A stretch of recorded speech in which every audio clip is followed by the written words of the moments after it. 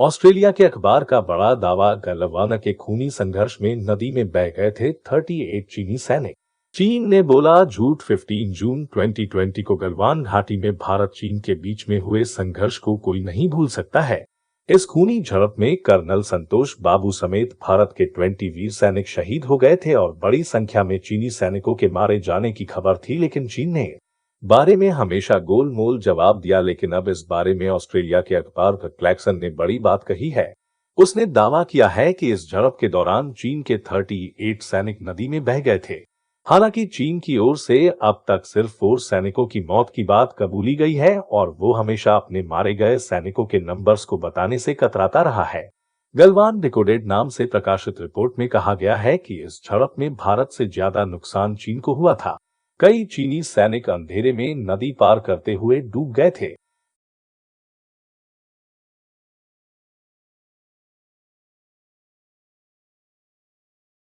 चीन ने बड़ी सफाई से तथ्यों को छुपाया। द क्लैक्सन की खबर शोधकर्ताओं और चीन के ब्लॉगरों की सूचना पर आधारित है, लेकिन सुरक्षा कारणों की वजह से पेपर ने उन लोगों के नामों को उजागर नहीं किया है।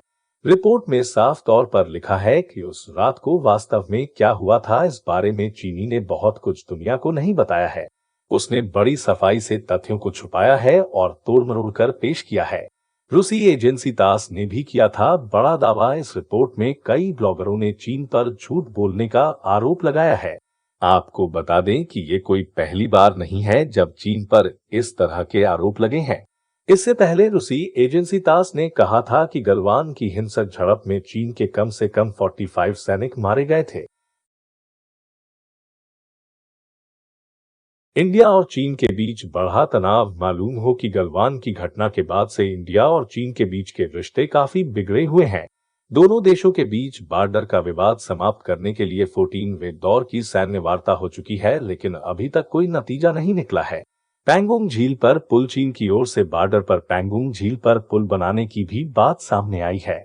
हाल ही में सैटेलाइट तस्वीरों में देखा गया है कि चीन पैंगोंग झील के अपने कब्जे वाले क्षेत्र में पुल का निर्माण कर रहा है। फिलहाल इस बारे में भारत ने कहा है कि इस पुल का निर्माण उस इलाके में हो रहा है जो करीब 60 साल से चीन के अवैध कब्जे में है। इंडिया की पूरी नजर चीन की हरकतों पर है। वो उसे उसके नापाक हरकतों में कामयाब नहीं होने देगा। द क्लैक्सन ने अपनी रिपोर्ट में कहा कि भारत के कर्नल संतोष बाबू और उनके सैनिक 15 जून को चीनी अतिक्रमण को हटाने के प्रयास में विवादित क्षेत्र में गए थे, जहां पीपुल्स लिबरेशन आर्मी के कर्नल क्यूई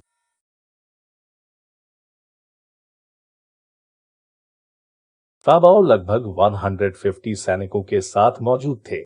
लेकिन क्यूई फाबाओ ने 6 जून 2021 को की गई आपसी सहमति की तर्ज पर इस मुद्दे पर चर्चा करने के बजाय अपने सैनिकों को युद्धक तैनाती करने का आदेश दिया। कर्नल राव ने भारतीय सैनिकों पर हमला किया और भागने में उसकी मदद करने के लिए 2 अन्य पीएलए अधिकारियों, बटालियन कमांडर चेन होंगजुन और सैनिक चेन जियानग्रोंग ने स्टील पायर, लाठी और पत्थरों का उपयोग करके भारतीय सैनिकों के साथ हाथापाई शुरू कर दी। रिपोर्ट में कहा गया है कि कर्नल फैबाओ को भारतीय सेना के एक सिपाही ने सिर पर मारा गया और गंभीर रूप से घायल होकर वह वापस भाग गया। गलवान डिकोडेड शीर्षक से सोशल मीडिया शोधकर्ताओं की रिपोर्ट का हवाला देते हुए द क्लैक्सन ने तब रिपोर्ट किया कि होंगजुन और जियानग्रोंग को भारतीय सेना द्वारा तुरंत चुप करा दिया गया। अखबार ने रिपोर्ट में कहा कि कर्नल फैबाओ के मैदान छोड़ने के बाद और मेजर चेन होंगरुन, जूनियर सार्जेंट जियोसियान और प्राइवेट चेन जियानरुंग के शव को देखते हुए पीएलए सैनिक पीछे हटने में घबरा गए।